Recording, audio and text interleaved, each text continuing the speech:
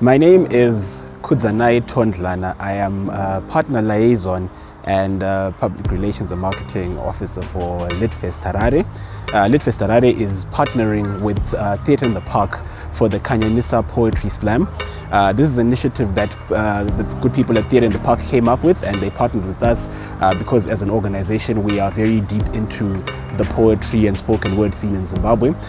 The reason for bringing up this platform is to provide a space where established and up-and-coming poets, spoken word artists can come together, engage, connect, collaborate, and also showcase their talent, not just to Zimbabweans but to the world at large, which is also why, for example, streaming is a big part of it. The Kanyanyisa Poetry Slam was launched last month in May, and it is now a monthly event that will be happening on the first Saturday of every month. And also we stream to the broader world what will be happening here at Theatre in the Park, as a way, again, to ensure that the local talent gets a broader audience. And they get to showcase that in Zimbabwe, spoken word is a very vibrant industry, and that there's a lot of players, both young and old, that have been and shared their passion in spoken word.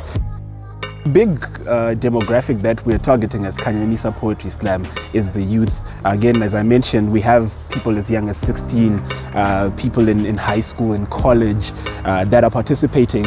And the big idea for that is we want the youth to have a platform where they can not only express and showcase that passion that they have for spoken word, but they can also learn from the more established poets, see how others are doing it. For example, today we're at Nameless Radio Station, who spoke about how he's had 13 years as a slam artist, and this allows the youth that are participating in the slam to learn from those who are veterans in the slam game, who are veterans in spoken word, so they can hone and better their craft. My name is Zaza Muchemwa. I'm a poet, playwright, theatre director and arts manager.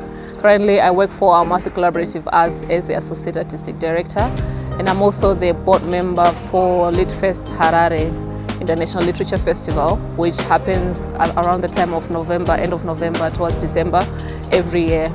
In different spaces, we have Theatre in the Park. We also have done some performances, discussions at places like B2C as well as Gallery Delta. So really the idea of Kanyanyisa is a really powerful, and I developed myself as a poet through the poetry slams. Before I was a poet, I started writing poetry as a way of dealing with teenage angst. And at that time I thought I was writing poetry, but it was something else. But beyond that, I really started developing my voice, but I don't think I was fully developed in terms of voice until I also had an audience, until I had to present my work before an audience. Not that I'm saying that I'm still, you know, art in itself is a constant movement, journey of constant growth, where you're constantly discovering new things about yourself. You discover new things about the environment that you live in. You discover new things about the art itself. And so I'm really happy that we have this monthly poetry slam right now in Harare, where poets can come and share their work and also interact with an audience. And the audience is really amazing. They are beautiful. And of course, I hope we're going to get more and more audiences, even in these difficult times. Because I think there's one audience member who came up to me just after the slam, and they were like, "Thank you so much for the slam. We really enjoyed it.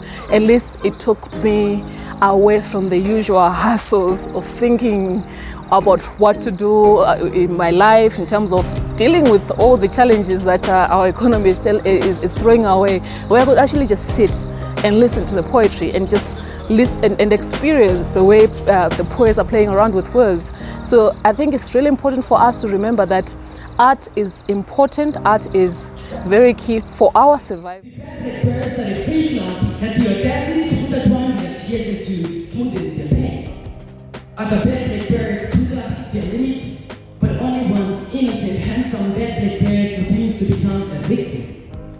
To the songs with googly eyes, to the jokes with googled lies, like, "Babe, I love you, but this isn't the right time. My mind is a broken clock, only right twice a day. Lightning never strikes twice in the same place, but I'm hell-bent on repeating the same mistakes." Baby, I'm a red bottom heel, and I sweep you off your feet with a single inch. See, I won't just love you, but I will value you.